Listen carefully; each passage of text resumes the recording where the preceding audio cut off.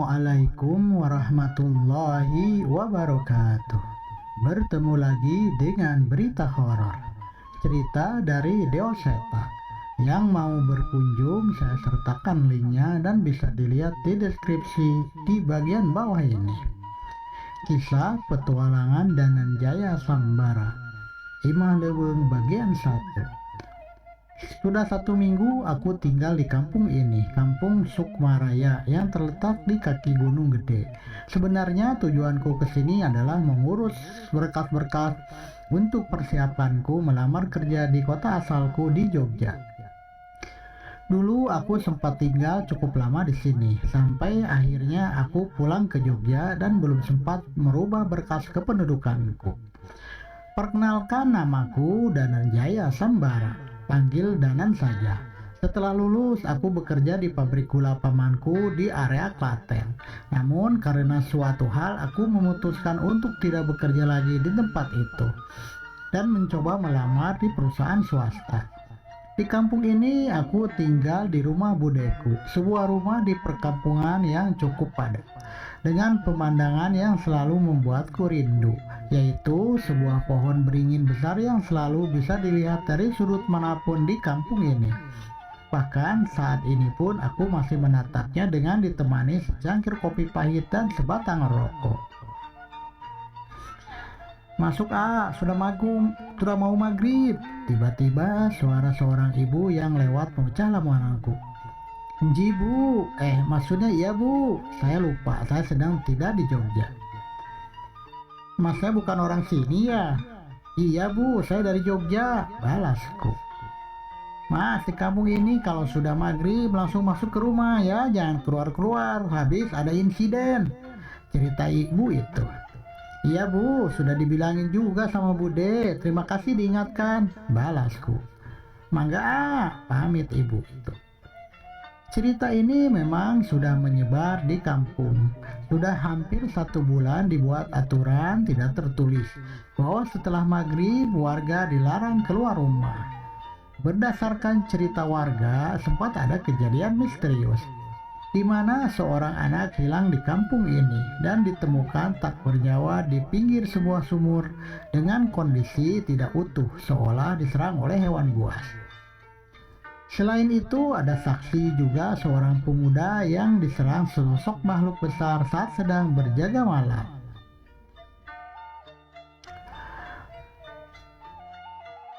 Punten Mas Danan, sudah siap? Panggil Kang Asep, salah satu warga desa ini. Sudah Kang, sebentar, jawabku. Malam ini kita sudah janjian untuk melakukan sisir kampung bersama beberapa warga di sini.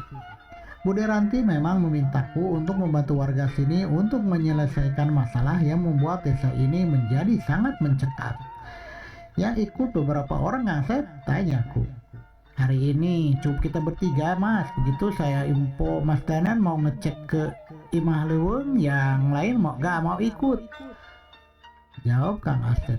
Ya udah nggak apa-apa, toh kita cuma ngecek aja. Satu lagi siapa?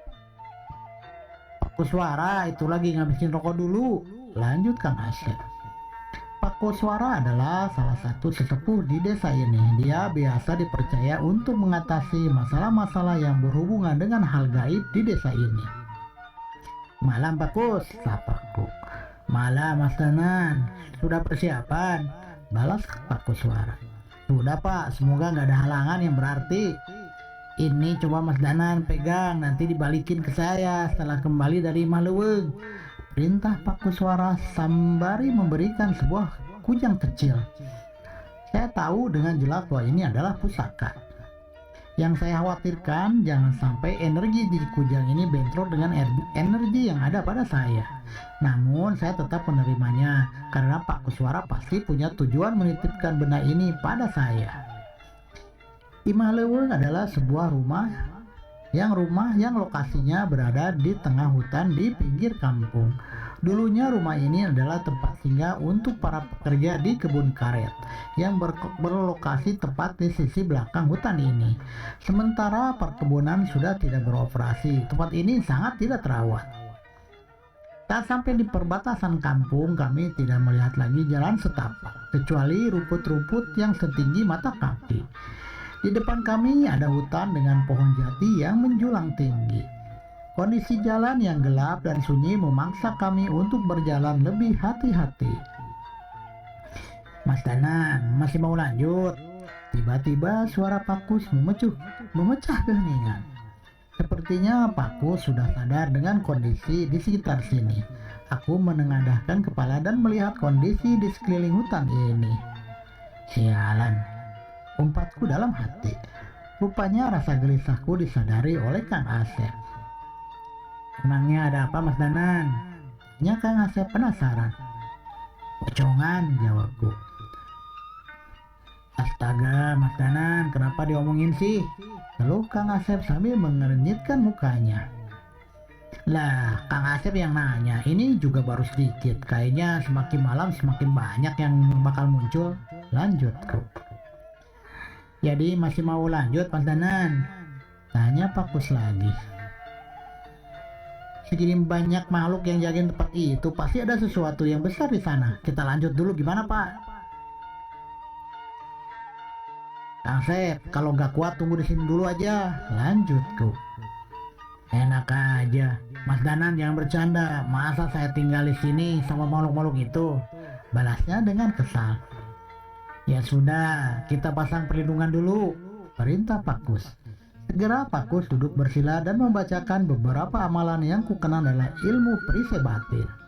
Tak ketinggalan aku pun mengambil posisi yang sama dan merapalkan ajian Muksa Pangreksa dengan tujuan menutupi kami bertiga dari niat jahat makhluk yang ada di sini. Kami melanjutkan perjalanan. Pepohonan dan semak belukar semakin hebat menghalangi jalur yang kami lewati. Hanya suara angin dan langkah kaki yang terdengar saat ini. Pak Bude, angkat kemana? Atau artinya, Mas mau pergi kemana? Mendadak seorang perempuan mendekati kami. Jelas saja kami tidak menghiraukan suara itu. Kami mempercepat langkah kaki dan sebuah rumah gubuk tua yang hampir tak terbentuk mulai terlihat. Sekali lagi terdengar suara dari semak-semak. Apa yang kalian lakukan di sini di tempat ini? Suara wanita itu terdengar lagi, namun disertai suara semak-semak yang tersibak seolah dilewati hewan hutan. Kami pun menoleh dan apa yang kami lihat? Sesosok wanita dengan wajah yang tak berbentuk dengan bola mata yang tidak lagi di tempatnya. Rambutnya terurai di tanah dengan tubuh bawah berbentuk ular dengan sisik berwarna hitam. Seketika aku kembali merapalkan amalan-amalan untuk mengusir makhluk itu dari sini. Namun sebelum selesai makhluk itu mengatakan,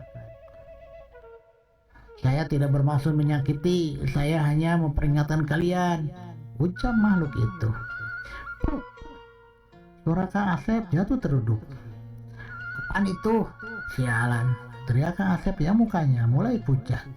Kukira hanya Pakus dan saya yang bisa melihat makhluk-makhluk ini. Entah kenapa siluman ini bisa dilihat sama Kang Asep. Perjalanan kami dilanjutkan dengan sedikit gangguan-gangguan, namun akhirnya kami sampai juga di lokasi yang kami tuju, yaitu Imah Leuweuk. Demikianlah penduduk sini menyebutnya Imah Leuweuk. Sekilas bangunan ini seperti tidak pernah didatangi oleh manusia lagi. Atapnya yang bolong, kayu-kayu yang jatuh termakan rayap benar-benar membuat orang tidak peduli dengan bangunan ini.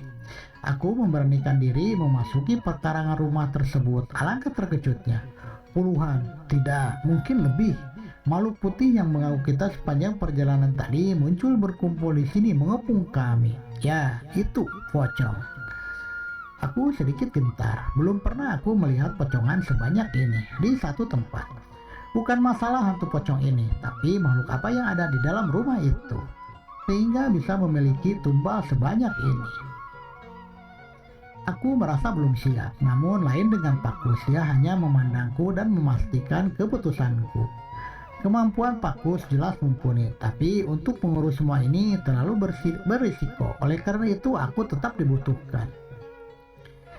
Jangan nekat Mas, perintah Pakus dari belakang. Aku tetap berusaha maju dan para pocong itu mendekatiku. Kakiku dicengkeram oleh makhluk yang aku sendiri belum sempat melihat bentuknya. Tetesan liur dari wajah tak berbentuk menetes di telapak tanganku. Rasa gatal yang tak tertahan muncul dari bekas liur itu. Segera aku melindungi diri dengan amalan penyembuh luka gaib dan membakar makhluk itu. Namun jumlah mereka yang tidak terhitung tidak memberiku ruang. Pakus mengeluarkan pusaka berbentuk mata panah yang segera ia bacakan doa khusus dan melemparnya ke tanah. Sontak setengah dari makhluk itu terbakar dan menghilang. Rupanya benar, di bawah tanah ini terkubur puluhan mayat. Kemungkinan mereka para pekerja kebun karet yang menghilang. Bagaimana dengan Kang Asep? Dia bersembunyi di dekat Pakus. Tidak ada makhluk yang menyerangnya. Kemungkinan ia juga dibekali pusaka oleh Pakus. Tidak terima dengan serangan Pakus, sesosok makhluk bertubuh ular mencoba menyerangku dan melilitku dengan ekornya. Sama nih, wani nganggu tempat ini. Yang artinya, siapa kalian berani mengganggu tempat ini? Ucap makhluk itu sambil melilit tubuhku. Badanku mulai lemas. Rupanya siluman ini bukan siluman biasa. Bisa jadi makhluk inilah yang meminta tumbal sebanyak ini. Aku membaca ajian pembakar, tapi makhluk itu tidak bergeming. Amalan pedang pun nampak tidak berguna untuk makhluk ini. Pakus mencoba membantuku, namun ia disibukkan oleh puluhan makhluk halus dari seluruh penjuru hutan yang menyerang bersamaan. Nampaknya tidak ada pilihan lain. Aku melepaskan sukmaku dari raga dan menyerang siluman ular itu dengan keris pusaka yang telah menyatu dengan sukmaku. Makhluk itu kesakitan dan teriak dengan suara yang hampir terdengar ke seluruh hutan. Makhluk itu terlihat sangat marah. Belum sempat aku kembali ke ragaku, siluman jahanam itu menggigit pergelangan tanganku dan menariknya hingga terputus. Sialan, teriakku sambil berusaha menyatukan ragaku. Aliran darah segar membasahi bajuku dan meneteskan darah yang tidak sedikit. Rasa sakit yang tak tertahankan membuatku terguling di tanah. Pesanan, teriak Kang Asep yang segera berlari ke arahku. Pakus menyusul Kang Asep. Namun sebelum sampai di tempatku, sebuah pukulan dari makhluk raksasa mengempasnya hingga terguling. Kang Asep mencoba mengikat lenganku, namun siluman ular itu merebut dan melilitku. Aku mencoba kemungkinan terakhir, menarik keris itu dari sukmaku dan merapalkan mantra yang diturunkan oleh leluhurku. Jagat lelemput, boten duwe wujud, kulo nimbali, surga loka, surga kayangan, ketuh muli sampun mampani, tengan asa tekan sadanten. Mendadak langit menjadi gelap, hujan turun begitu deras dan muncul sesosok makhluk. Seorang kakek tua bungkuk berambut putih panjang tergerai menembus rintikan hujan. Debok, bosa asu ono apa kowe nyeluk? Cucu kayak asu, ngapain kamu manggil-manggilku? Umpat makhluk itu. Nyungun pangampuran bah, kulo nuwun pitulung, yang artinya maaf bah, aku minta pertolongan. Ucapku dengan berusaha sekuat tenaga. Kakek tua itu tertawa seperti orang gila, berlari dengan tangan di bawah seperti anjing dan menghampiri siluman ular yang melilitku. Belum sempat siluman itu berbicara, kakek tua itu segera memasukkan tangannya ke mulut siluman itu dan merobeknya dengan keji sambil tertawa. Tidak puas sampai di situ, ia mengambil badan siluman itu dan memakan dadanya dengan buah hingga darah hitam bermunceratan di tanah. Gila, makhluk sekuat itu dihabisi tanpa ampun, pikirku. Tidak berhenti di situ, pocong raksasa makhluk tanah dihabisi dengan begitu brutal seolah tubuh mereka hanya terbuat dari kapas. Wisbah, teriakku. Seolah tidak mendengarkan, makhluk berwujud kakek tua itu tetap mengamuk sambil tertawa cekikan sambil menggila, bahkan tak luput wajah Kang Asep tersapu oleh cakaran kakek itu. Aku semakin khawatir, kakek itu berlari menuju Pakus. Sial, maksudku menyelamatkan diri malah memanggil masalah baru. Gerutuku. Aku berlari sebisaku dengan luka di sekujur tubuhku. Makhluk itu semakin dekat, mencoba menyerang Pakus namun mendadak berhenti. Saya bukan musuhmu, mendadak Pakus berbahasa Jawa. Kakek itu seolah memandang sosok di belakang Pakus dan kembali ke arahku. Aku segera menarik kembali keris pusaka di dalam sukmaku dan sosok kakek itu perlahan menghilang. Sing tak pateni kue dudu empen wae, ojo ngelawan nek kue durung siap. Yang artinya yang aku lawan itu bukan empunya, jangan lawan kalau kamu belum siap. Tapi siapa saja yang berani menyakiti keturunanku harus berurusan dengan saya. Makhluk itu menatap Kang Asep dan menghilang bersama rintikan hujan yang berhenti bersamaan. Kita kembali dulu, ucap Pakus sembari membantuku berdiri. Tak terasa waktu subuh mendekati subuh. Keluar hutan dan berniat segera mencari pertolongan. Rasa nyeri merayap di sekujur tubuhku. Aku takut tidak mampu bertahan sampai pertolongan datang. Mas Danan, sekarang kujangnya sudah bisa dikembalikan, ucap Pakus tiba-tiba. Aku mengeluarkannya dari saku dan segera mengembalikannya ke Pakus. Saat pusaka itu berpindah tangan, mendadak pusaka itu retak dan pecah. Aku bingung dengan kejadian itu, tapi hal aneh terjadi. Semua lukaku hilang, lenganku kembali muncul. Ini maksudnya apa, Pak? Tanyaku ke Pakus. Kujang ini adalah pusaka pengganti raga. Dia menyimpan raga manusia tepat pada saat kujang ini diterima. Saat pusaka ini dilepas, dia akan mengembalikan raga seperti sedia kala dan akan hancur saat tugasnya selesai. Jelas Pakus. Gila, aku tidak menyangka ada pusaka sehebat ini. Seandainya saja aku bisa memilikinya lagi. Terima kasih Pakus, pantas saja Pakus membiarkan saya menghadapi makhluk itu sendirian, ucapku.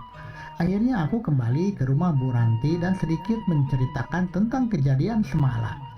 Beliau cukup kaget dan tidak menyangka kondisinya separah ini. Kalau ada banyak tumbal harusnya ada pemilik yang memelihara makhluk itu, ucap Bu Ranti. Tapi siapa, kita tidak bisa menuduh warga seenaknya kecuali ada petunjuk. Ada dua makhluk yang mengumpulkan tumbal, siluman ular yang sudah mati dan sosok makhluk raksasa yang membuat Pakus kewalahan, jelasku. Seperti buta atau genderuwo? Tanya Bu Ranti. Bukan, agak berbeda, saya sendiri tidak tahu itu makhluk apa, jawabku. Lelepah, tiba-tiba seorang anak kecil menyerobot pencerahan kami. Itu Dio, seorang anak kelas 4 SD yang dititipkan oleh orang tuanya di sini untuk bersekolah. Apa? Lelepah, kamu pernah lihat? Tanyaku ke Dio. Nah, pas hujan di kebun belokan sekolah setelah tanjakan, setelah gerbang masuk perkampungan ini, jawab. Kamu gak ngarang kan, Di? Tanya Bu Ranti. Walau Bu Ranti tahu Dio bukan anak yang suka berbohong. Gak, Bu, makhluk itu menggigit entah apa yang mengeluarkan darah, jelas sambil terlihat menahan rasa sakit. Jika ucapan Dio benar, kemungkinan yang digigit lelepah itu adalah tumbalnya. Dan tanah tempat makhluk itu mengeksekusi tumbalnya sudah pasti rumah sang pemilik ilmu. Mas Danan, kebun setelah tanjakan yang diceritakan Dio bukannya itu rumah majikannya Kang Asep, ucap Bu Ranti gelisah. Selesai, bersambung ke bagian 2 dengan judul Tumbal Pertama. Terus ikuti channel Berita Horor. Jangan lupa subscribe, share, komen, dan nyalakan tanda loncengnya supaya tidak ketinggalan cerita-cerita dari Berita Horor. Sehat selalu dan berkah. Wassalamualaikum warahmatullahi wabarakatuh.